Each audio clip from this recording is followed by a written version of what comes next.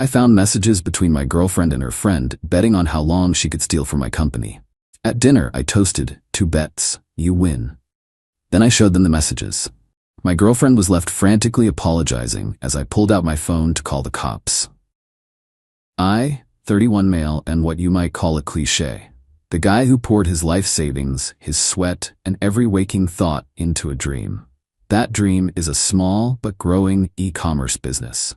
We specialize in custom-designed athletic apparel. For the past 3 years, it's been my baby. I've nurtured it from a bedroom operation to a small warehouse with 3 employees. It's not a Fortune 500 company, but it pays the bills, and more importantly, it's mine. For the last 18 months, Nicole, 28, has been by my side, or so I thought. She was vibrant, funny, and seemed genuinely supportive of my ambitions. When my business started to pick up and the administrative side became overwhelming, she offered to help. With her bookkeeping background, it seemed perfect. I hired her officially as a part-time office manager. It wasn't a huge salary, but it was what I could afford, and she swore it was more about helping me succeed than the money. We moved in together 6 months ago. We talked about the future. It felt real. Last Tuesday, my world imploded. Nicole had been complaining her old laptop was running slow, so I was trying to help her clean it up. I was searching for large, unnecessary files to delete. I searched for the word invoice to see if she had old work documents clogging the drive. What popped up wasn't just files. It was cached message logs from her social media app. The search term was highlighted in dozens of conversations with her best friend, Samantha, 28. My stomach dropped.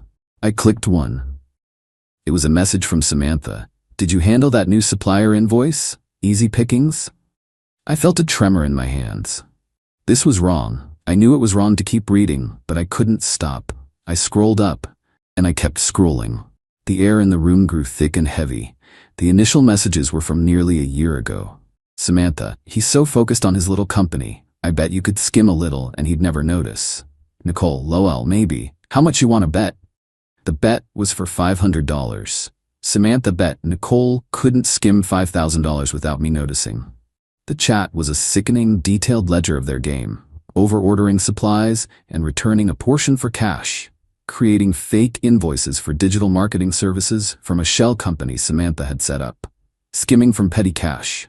They had nicknames for me, the workaholic, Mr. Oblivious. Nicole would describe how she'd console me about tight margins, telling me not to worry, that she had the finances under control, all while methodically bleeding me dry. I didn't feel cold or clear. I felt sick. I ran to the bathroom and threw up. I sat on the cold tile floor for what felt like an hour, my head buzzing, a torrent of rage, heartbreak, and sheer crushing panic washing over me. Every memory of the last 18 months felt tainted. Every I love you, every shared dream was a lie. That night, I barely slept. I lay next to her, flinching every time she moved. My first instinct was to scream, to throw her things out on the lawn. But as the sun came up, a different feeling began to harden in my gut. Rage was a fire that would burn me out. What I needed was ice. This wasn't just a betrayal, it was a crime. It was calculated. My response had to be the same. The next 2 days were the worst of my life. I had to pretend everything was normal. I felt like a terrible actor, certain she could see the revulsion in my eyes. I was clumsy, distant. I think she just chalked it up to work stress, which, in a way, was the final insult. While I was gathering my evidence, she was oblivious. I screenshotted everything. I used a data recovery tool to make sure I had the full chat logs. I backed them up to the cloud, to a flash drive, and emailed them to a new, secret email address. I spent an entire night locked in my office, my heart pounding, cross-referencing their chat with my accounting software. The final tally was just shy of $17,000. It was meticulous. I told them I wanted to celebrate. I made up a story about landing a new client and wanting to take them both out to a fancy dinner to thank Nicole for her hard work. They were ecstatic. The dinner was tonight, at a place we could never afford. I watched them order expensive wine, laughing about some inside joke. I felt a tremor in my hand as I lifted my water glass. Just get through it, I told myself. Finally, after the main course, I raised my glass. My voice was tight, but I forced it to be steady. I'd like to make a toast. Nicole beamed at me. To us? No, I said, my eyes locked on hers. To bets, you win. The confusion on their faces was instantaneous. I didn't give it time to fester. I slid my phone across the table, the screen illuminated with the screenshot of their initial bet. The silence was a physical thing. I watched the blood drain from Nicole's face. Samantha leaned in, her jaw slackening. It was real. They knew it was real. Nicole's voice was a choked whisper. Brandon, I can explain. Can you? I asked, the tremor now evident in my voice. Can you explain the $17,000? Can you explain Mr. Oblivious? The panic set in. The tears, the frantic apologies, it was a stupid joke from Samantha. It was all meaningless noise. People at nearby tables were starting to stare. I let them squirm in the wreckage for a full minute. Then I pulled out my phone again. My thumb was shaking as I found the number for the local police. Nicole saw it and lunged across the table, grabbing my arm. Brandon, what are you doing? Please, don't, we can fix this. I pulled my arm back. No, I said, my voice finally breaking with the weight of it all. You can't.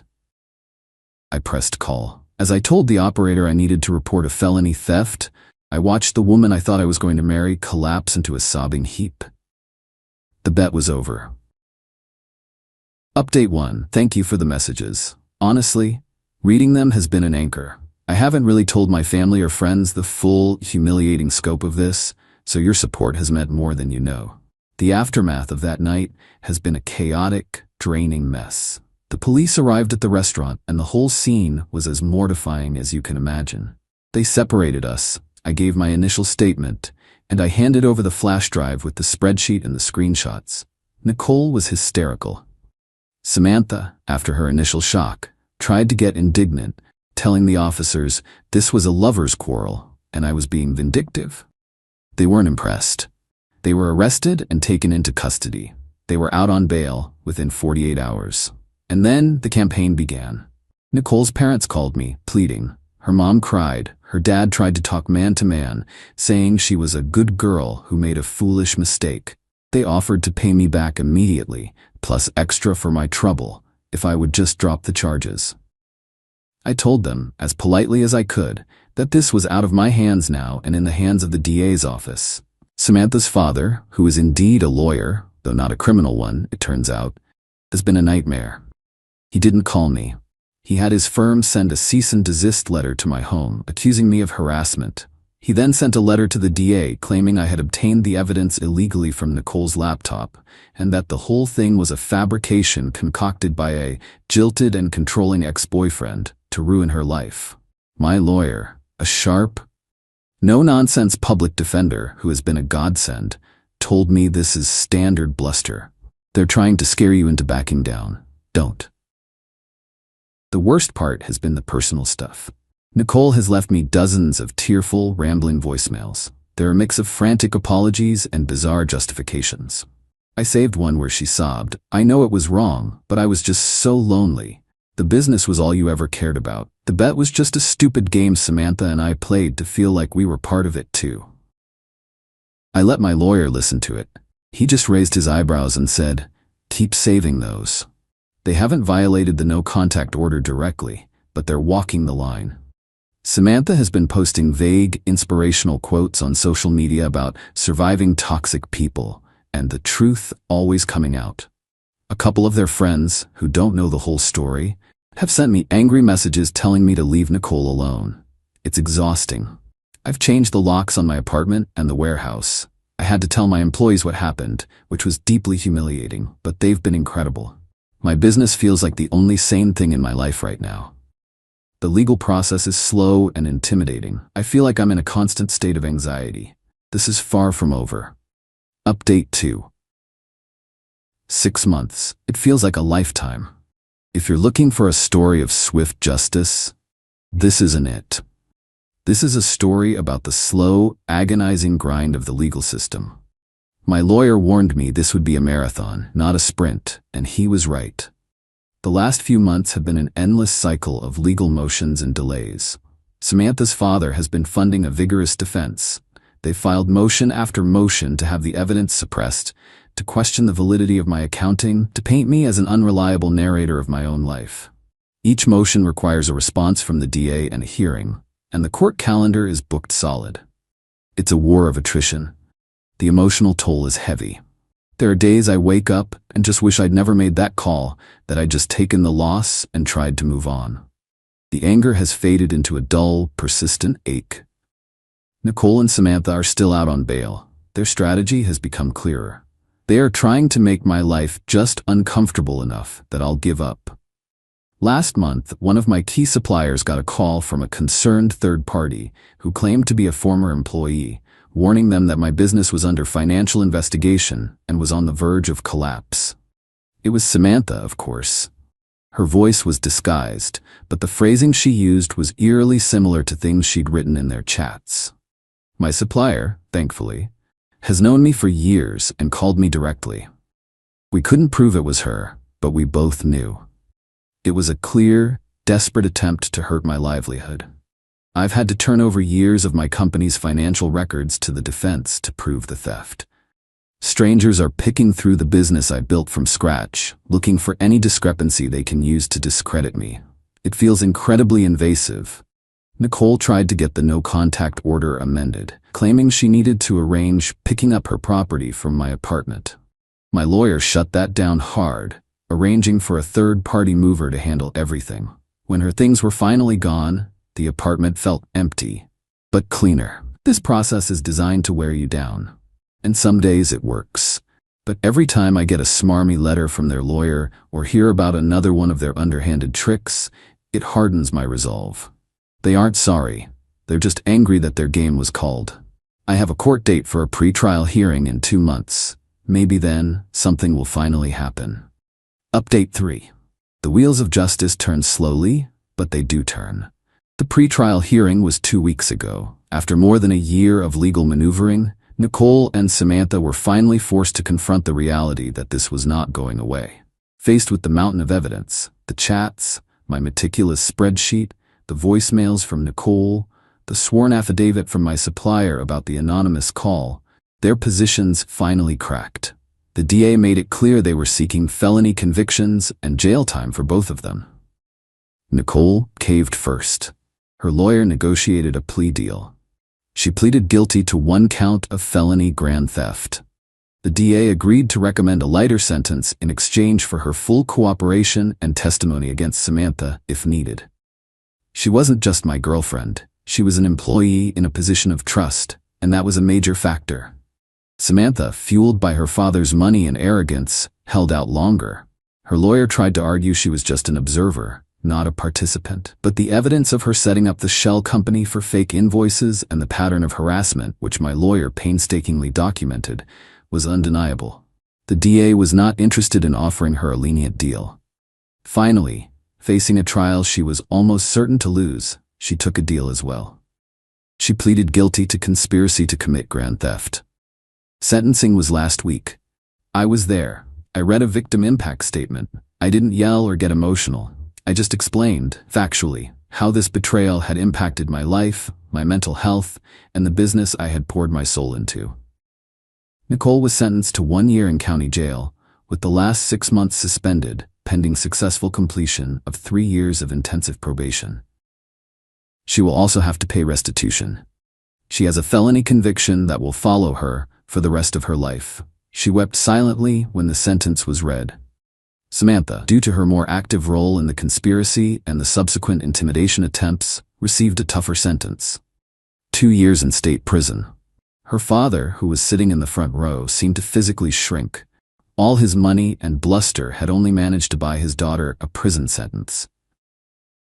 It's a hollow victory. There's no joy in watching people you once cared about destroy their own lives, but it's a victory nonetheless. The criminal part is over. Final update.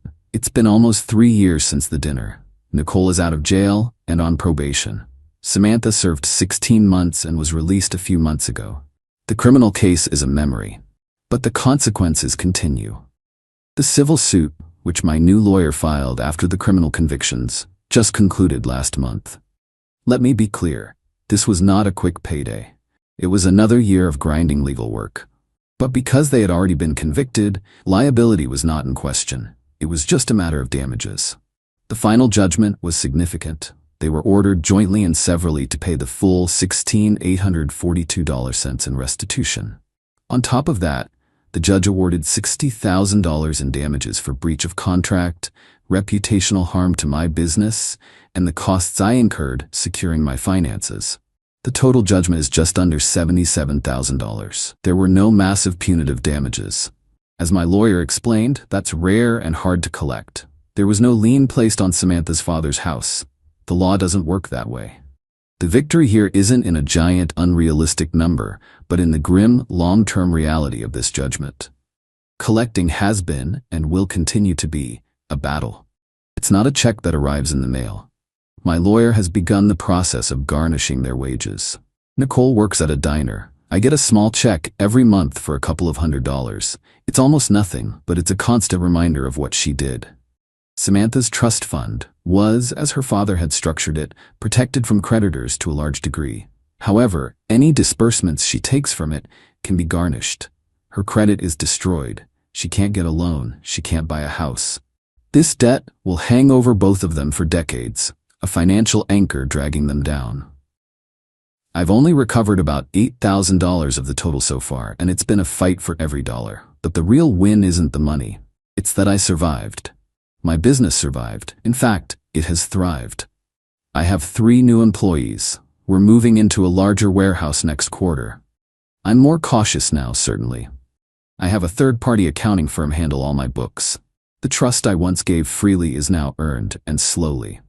I am dating someone new. It's been a slow process, learning to be vulnerable again. But she knows my story, and she respects the scars. I don't think about Nicole or Samantha often. They are footnotes in my life story. The justice I got wasn't the clean, cinematic kind. It was gritty, exhausting, and imperfect, but it was real. They placed a bet, played a stupid game, and lost everything that mattered. And I'm still here. I'm still standing. And for me, that's enough.